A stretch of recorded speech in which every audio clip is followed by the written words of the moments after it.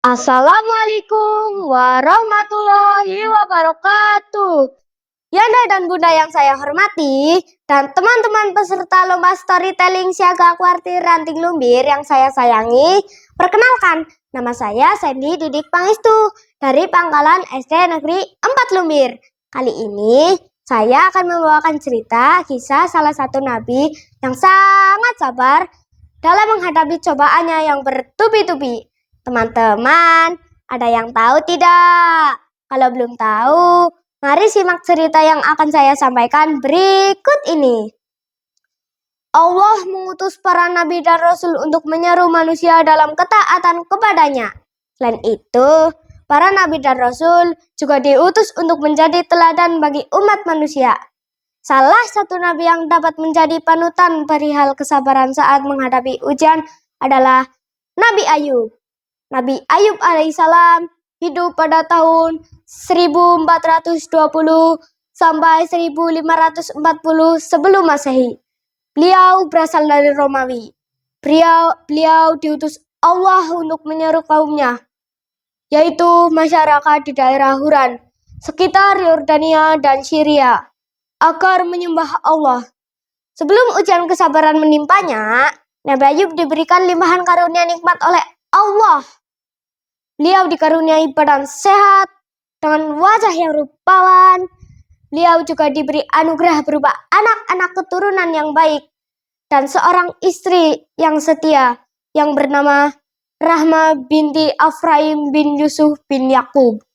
Di sisi materi, Allah pun memberikan harta yang melimpah sehingga Nabi Ayub menjadi seorang yang kaya raya. Tak hanya berupa uang, harta tersebut juga mewujudkan dalam bentuk tanah dan bangunan yang luas. Beliau juga memiliki bermacam binatang ternak dalam jumlah yang sangat banyak, hingga tak ada orang satu pun yang bisa menandinginya. Binatang ternak tersebut berupa unta, sapi, kuda, keledai, dan kambing. Dengan banyaknya nikmat yang telah Allah berikan kepada Nabi Ayub pun rajin bersyukur. Beliau menjadi seorang hamba yang sangat bertakwa dan menyayangi sesama. Nabi Ayub rajin menyantuni anak yatim, janda, duafa, dan seorang yang sedang dalam perjalanan tapi tak punya uang untuk melanjutkan perjalanannya atau yang disebut Ibnu Sabil, serta memberi makan orang miskin. Namun di antara kenikmatannya itu, Allah memberi ujian kepada Nabi Ayub dengan mengambil kembali seluruh nikmat berlimpah yang Dia berikan kepada beliau. Pertama, Allah timpakan kepada Nabi Ayub alaihissalam penyakit kulit di sekujur tubuhnya.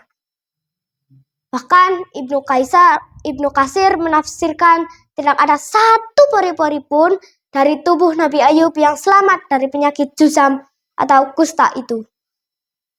Dengan itu Allah mengangkat nikmat paras beliau yang rupawan.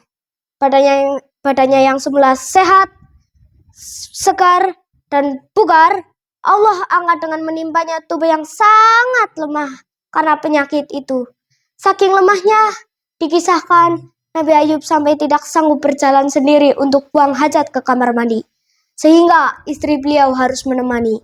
Di tengah cobaan penyakit yang sedang Nabi Ayub alami, muncullah iblis-iblis yang kemudian menyusun rencana agar dapat menggelincirkan Nabi Ayub.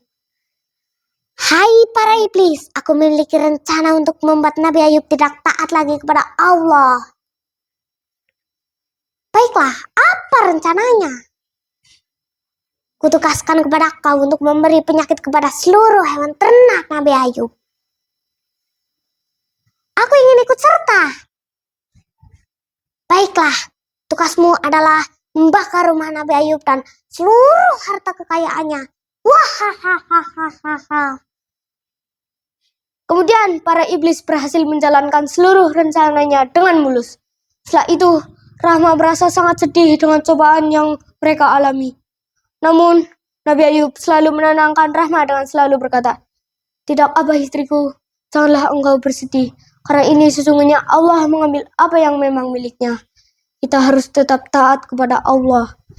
Tak hanya itu, iblis juga tetap menggoda Nabi Ayub dan istrinya agar mereka tidak mau lagi beriman kepada Allah.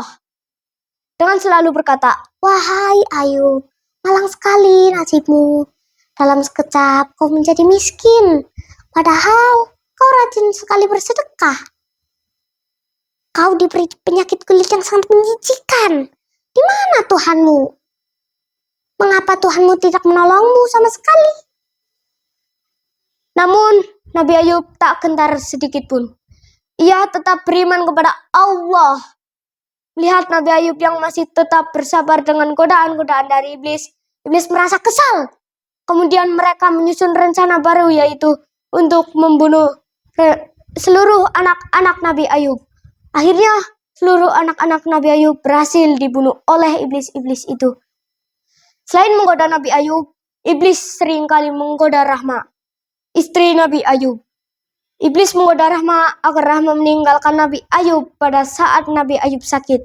Pada akhirnya, Rahma tak tahan dengan godaan iblis itu. Rahma pergi meninggalkan Nabi Ayub. Nabi Ayub merasa kesal dan ia berkata, "Apa yang terjadi? Apakah Rahma telah meninggalkanku? Jika iya dan kembali lagi, aku berjanji akan mencambuknya 100 kali." Kemudian Nabi Ayub memohon kesembuhan kepada Allah Subhanahu wa Ta'ala, dan Allah mengabulkannya. Nabi Ayub diperintahkan untuk menghentakkan kakinya ke tanah, kemudian muncullah air. Kemudian Nabi Ayub meminum air dan berendam di air tersebut. Seketika penyakitnya sembuh. Ketika Rahma kembali, ia begitu terkejut melihat siapa yang ada di rumahnya. "Siapa kau? Di mana suamiku?" "Akulah Ayub, suamimu. Allah telah menyembuhkan penyakitku." "Alhamdulillahirabbil alamin. Aku sangat bahagia, suamiku. Maafkan aku karena telah sempat berpikir meninggalkanmu."